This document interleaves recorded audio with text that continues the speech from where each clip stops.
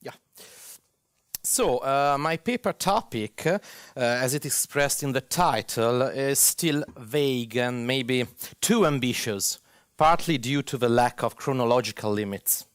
Today I would like to point out some general questions as well as some relevant features when dealing with this specific phenomenon, which involves at least three main components: children's literature, the reception of foreign literature, and the influence of one culture on another, which is essentially related to the image of source culture as conceived in the target area. Starting from the late beginning of a proper children's literature, meaning by that a literature that explicitly was written for children, we could say the late 17th or the early 18th century or even later, we might wonder first when the influence of Scandinavian children's literature in Italy began. What kind of evolution, if any, it had until now. And likely more intriguing, if the first patterns that developed around Scandinavian literature in Italy affected the following reception. Another relevant question is how deep, however, the general image of Scandinavia in Italy influenced the reception of Scandinavian children's literature.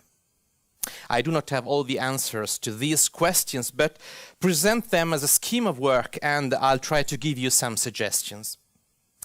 Children's literature is here meant as all books written for children, however shifty this definition may be in the beginning, and not, for instance, literary works which in family or school praxis are labeled for children, like most fairy tales, and, to come to the Scandinavian context, Andersen's tales, which, however, were initially fortalte for barn, told for children. Apart from some relevant exceptions, Scandinavian books in general started to be spread in Italy in the last decades of the 19th century, and until 1950s, Italian readers found in most cases relay translations from French or German versions. Scandinavian children's books appeared in the Italian context in the period when this trend was significantly changing, so that if Karin Michaeli's Bibi series was translated from German in the 1930s, the Italian version of Astrid Lindgren's Pippi Longstocking, 1958, was based on the Swedish text. I knew that Selma Lagerlöf's The Wonderful Adventures of Nils Holgersson had been translated from Swedish, but Anna let me know that it was translated from German. So this is no longer an exception. My survey focused, however, on Italian children's writers' reception and, in particular, on Scandinavian books they read during their childhood and they were somehow influenced by later on. I still haven't investigated their works closely so as to highlight possible elements of influence, and by the way, I consider this kind of work thorny and partly arbitrary, even though not at all useless, of course. Differently, I collected a series of statements, remarks, memories taken from essays or interviews, which help us build up a significant imagery that in turn can be compared to their other sources of inspirations, even from different European cultural areas. In addition to, I have begun considering how Scandinavian books were presented in Italian handbooks of children's literature, namely during the 1950s and 1960s, a period when a still influencing traditional view of Scandinavian cultural products met up with a greater openness to the contemporary development of Scandinavian societies. We can begin just from this coexistence to have a first sample of the Italian reception. I'll give you a couple of noteworthy examples from handbooks. We have this remark by Giuseppe Fanciulli, 1960. The publishing of children's books in Northern Europe countries is remarkable and denotes the extreme sensibility of those peoples to all aspects of the spiritual formation of youth. Children's literature holds therefore a place of honor. It would be enough to have a look at the Swedish, Norwegian, Finnish, and Danish daily newspapers, and the space they spend on books for children. But in the same years, we find also descriptions like this one: islands, straits, rocks, unexpected green backgrounds and flowered fields, fairy tale palaces and blue or pearly mists. There is enough to explain a crowd of wymps and fairies and further north tomtes, holders, female elves, mysterious relatives of magicians and mermaids who populate the Nordic legends. These elements offer hints for folk songs, lullabies, nursery rhymes for children, who at home during the picturesque winters, in the very green gardens in good seasons, are brought up in a serene manner, which does not rule out austerity, but not even joy. A further issue that emerges at once, when considering the evolution of children's literature, and not only in Italy, during the 20th century, is the long path towards emancipation, which is shared by two social minorities, women and children. From this perspective, it is maybe not surprising that the major contributors to the renewal of children's literature in Scandinavia, as well as in Italy, were women. A model is something that may become attractive thanks to its diversity, its exhibited and sometimes alleged consistency, its effectiveness in interacting with the world and interpreting the reality. Before coming to the Italian image of Scandinavia as conceived by children's writers, we should reflect on what is North for Italy. This is a question that has recurred today. What is North? A broader area than what Scandinavians are used to. Germany is North for us, as well as Great Britain.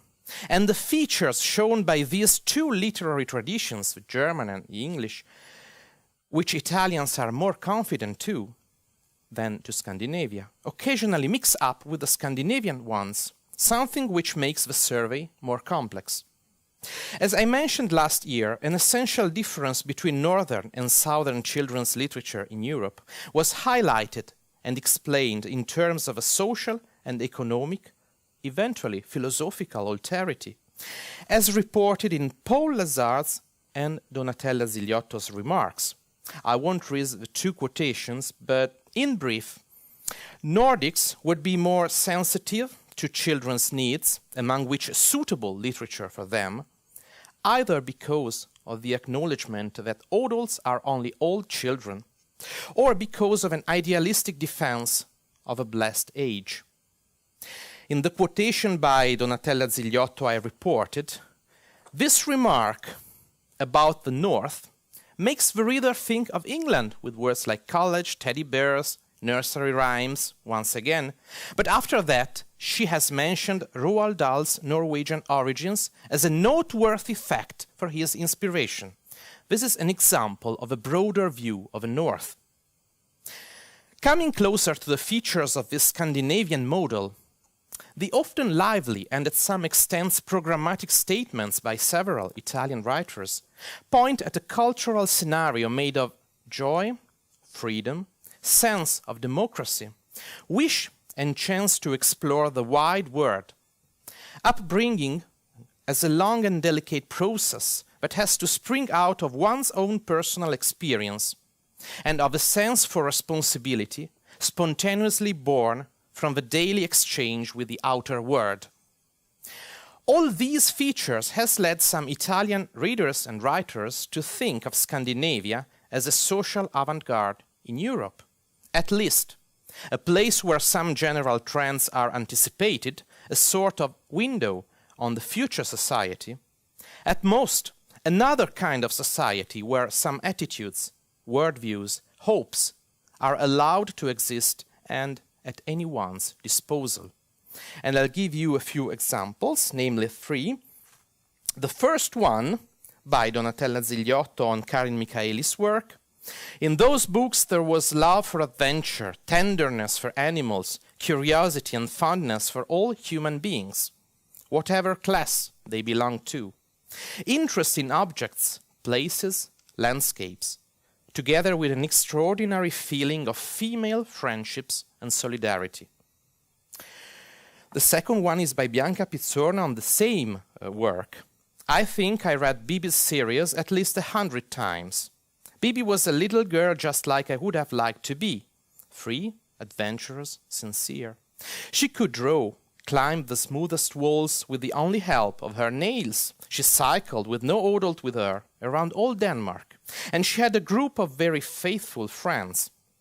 She was completely different from those tearful characters for female adolescents. She was clever, witty, democratic, and when she saw some injustice, she got angry, just like me. Or we can also consider this remark by the scholar Amy Besegi on Astrid Lindgren. With Astrid Lindgren, a new era begins, when writers like Bianca Pizzorno, Donatella Zigliotto, Beatrice Solinas Donghi engage themselves in telling stories about lively and ironical little girls, whose plot is supported by any source of fantastic. What do they have in common? They possess a refined humor, through which they imagine possible scenarios beyond our present. With self-confidence, they move in the most adventurous settings, including daily life. And they never forget that fairy tale culture, which has always offered little girls a different ability in getting acquainted, modifying and experiencing the world. The initial idealistic conception of Scandinavia was actually even questioned later, as you see here, by those who were or became aware of the revolutionary effect of Lindgren or Michaelis, for instance, in the Scandinavian literary tradition itself. In any case, we should likely distinguish between the impact of Northern literature on the very young readers and the use they made or the role those works played once those readers grew up and began to write children's books. In addition to what we have seen in the presented quotations, writers and scholars highlight the balance of adventure and safety, which Scandinavian authors proved to be so confident with, or the pleasure of experiencing loneliness without having to justify oneself and one's choices, like in the work by Tove Jansson. Among stereotypes, very Scandinavian topics are also considered love for nature, tolerance, the great importance of friendship and solidarity, besides occasionally the relationship between more extreme natural settings, like the more intense experience of light and dark, and the courage or the recklessness of dealing with risky or delicate issues. Apart from the questionable naturalistic explanation, this very last feature is, as far as I assessed, the most remarkable quality of Scandinavian children's literature for Italians. That is to say, the courage of taking unexplored themes into the realm of children's books, which implies to find out a proper language for that. At the crossing of tradition with renewal, there are different dimensions, subsequently different layers in the Italian reception of Scandinavian children's literature. We could point at three main kinds. First, the claim for freedom, subversion, revolution, questioning of society. Second, fantasy connected with Northern mythology and beliefs, a more exotic feature that, however, corresponds to a more traditional frame. And third, children's literature as Bildungsroman. And here, the most famous example is Selma Lagerlöf's Nils Holgersson, which could be set in parallel with the adventures of Pinocchio, at least partly. Okay. Okay, thank you. Children's literature displays two different, nearly antithetical features. On the one hand, it is controlled by adults with more scruples than many other kinds of literature. On the other, in case of censorship by a totalitarian regime, it rouses less suspicions, as it is often regarded as a less serious literature, and in any case a kind of writing whose speeches, ideas, concepts are less articulated, less malicious perhaps, therefore eventually less dangerous. We could explain in this way the fact that some children's books have largely survived censorship, like Bibi series in Italy, And more generally, we might even think that children's books as such, when they are irreverent or revolutionary, avoid receiving the same degree of critics as other literature. I have used the terms innovative and revolutionary because the works I investigated play this role in Scandinavian literature and inspire a similar role in Italian literature. We might wonder if this is the basic necessary condition to allow an influence of one culture on another. In other terms, would the traditional Scandinavian children's literature have exerted the same influence in Italy, or would that have been impossible due to the different traditions existing in Scandinavia and Italy, if ever? When dealing with Scandinavia as a model, that's the point, are we talking about an expansion of a specific worldview, or rather, an acceleration of a European modern development, which in North Europe began earlier, thanks to a peculiar sensitivity and the stability granted by a relatively long and peaceful history since the 19th century? We should not forget that Italy, on the contrary, was a young nation, strongly engaged in shaping a common cultural identity, with a much higher rate of illiteracy, which moreover was compromised by a totalitarian regime during over 20 years. Ellen Key predicted that the 20th century would be the century of a child. This is the title of her most famous contribution in the year 1900. Apart from her specific method, observations and evaluations, this element is the core of all the influential Scandinavian children's literature in Italy, at least all that I am aware of. And it is a recurrent remark in most Italian writers' statements. Focusing on children means looking at the world through their eyes, out of stereotypes, and that's just what Lindgren, Michaelis and Jansson do with the respective characters of Bibi, Pippi and even the Moomin world. I considered what happened in Italian children's literature right after the Second World War, due to Scandinavian children's books published from 1920s to 1950s. My knowledge about more recent trends in Scandinavian children's literature that has been translated in Italy regards above all Norwegian books, which, by the way, are probably the Scandinavian most appreciated ones in my country. I am thinking of Klaus Hagerup, Ragnar Hovland, or Tormod Haugen. I would dare say that these works exemplify the most meaningful trends affecting Italian children's literature too. For instance, they are dominated by a focus on very peculiar individual lives, on diversity, on unpleasant and problematic characters, more than ever before. This may be seen as the consequence of the wave of realism which since 1970s has reshaped the survey of children's literature. We witness the representation of a new kind of adult character, neither authoritarian nor detached. Generally, 1970s and 1980s in Norway, but I imagine also in Sweden and Denmark, were a period when the boundaries of children's literature were overcome, both regarding what can be written about and how one can write it in a children's book. All this led to the flourishing of cross-writing with a more frequently mixed public of young and adult readers, experimentations both in the use of language and in the choice of themes, questioning and upsetting of gender roles. From this perspective, we could undoubtedly follow Scandinavian and Italian children's literature in parallel, but with a higher degree of innovations in the former, occasionally seen once again as a model, even though not the only one in Europe. A further Scandinavian feature, which we can consider a milestone in Italian view, is represented by the public investment and the general cultural engagement in children's literature, in terms of both books purchased by public libraries and the existence of several specialized reviews and research centers. And this fact was, however, signaled already in the 1960s, as we have seen in the beginning. How long did the Scandinavian influence or model last? Is it still avant-garde in the European children's literature? As far as I know and perceive, I would say so.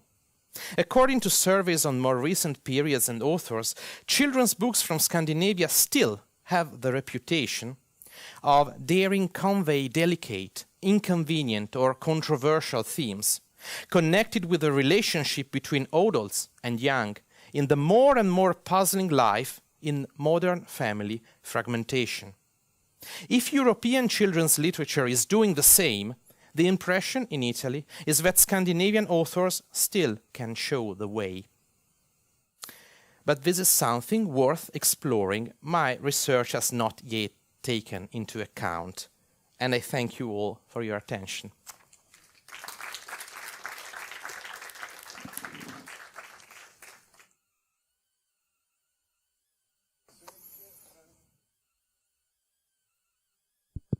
Jag tycker det hörs. Ja, det fungerar. Tack ska du ha, David. Frågor till David om barnlitteraturen, den nordiska i Italien? Ja. Det är inte om barnlitteratur utan om ett ord. Crosswriting. Mm-hmm. Kan du förklara lite mer? Jag menar böcker som har olika nivåer för läsare. Både för barn och för vuxna. Jag tror att crosswriting är ordet för det. Och därför är de problematiska. Och författare har meningen att göra det. Och kanske att så att säga att lämna de gamla begränsningar, de gamla gränser mellan barnlitteratur och vuxenlitteratur, så att säga. Det är ett allmänt fenomen i Europa. Men i norra Europa händer det oftare. Kanske kan du bekräfta det. Ja, Anders? Tack David, det var oerhört intressant. Detta också ditt fokus här på hur man i Italien ser barnlitteraturen och respekten som visas för den också hemma i nordisk press då, som du nämnde i början. Det här är ju någonting som vi ofta funderar på i Norden, att de här två starka exporterna av å ena sidan barnlitteratur och å andra sidan senaste decennierna crime fiction, hur de kan existera parallellt och frodas. Det är utopi och dystopi av skandinaviska samhället. Den ena sidan lyfter fram social avantgarde, idyllisk bild av Norden, och den andra visar lika orimligt mörka visioner av hur det nordiska skulle se ut. Har den senaste vågen av crime fiction från Norden påverkat bilden av barnlitteraturen? Har du märkt någonting av detta? Det är en mycket svår fråga. Det vet jag inte, men jag tror inte. Jag tror att de ännu är två annorlunda världen. Två annorlunda forskningen om tillvaron, så att säga. Men det är en intressant fråga. Verkligen. Ja, fler frågor? Ja. Jeg ved, at Bibi-bøgerne stadigvæk udgives i Italien. Dansk til italiensk, altså, og det er et par år siden, at altså, hun er stadigvæk i dag i Italien meget populær. Ja. Så det er ikke kun de tyske oversættelser, der er nu danske oversættelser altså fra dansk til italiensk. Ja, det danska översättaren har översatt boken om 1995 i Italien. Ja, hon heter Eva Kampman. Ja, hon skrev att hon märkte att för översättningen var från tyska. Det var inte skrivet, men hon märkte av detaljer av översättning och också av några delar, inte så mycket, men några delar som var utlämnade i jämförelse med originalet. Men det var en forskning av översättningarna. Jag måste inflika här alltså att det är intressant. Vi har hört Karin Michaelis namn, inte bara i ditt föredrag här utan också, jag tror det var Monica Venus. Och det är ju väl en författare som inte är så där väldigt känd i Sverige. Va? Så att vi svenskar som nu inte känner till någonting så mycket om Karin Michaelis, vi får en liten lektion här också. Och vi blir informerade om att hon faktiskt var mycket stor och är fortfarande mycket populär utomlands. Så. Ja, det var kanske någon annan som räckte upp sin hand där borta, eller? Nej. Jag kanske kan tillägga att i det här fallet har barnförfattarna varit förmedlare av skandinaviska kultur i Italien, också för Michaelis. Annars visste vi ingenting om henne i Italien också. Det är som barnboksförfattare som hon är känd. Ja. Okay. Nåväl, då är det väl dags för kaffe då.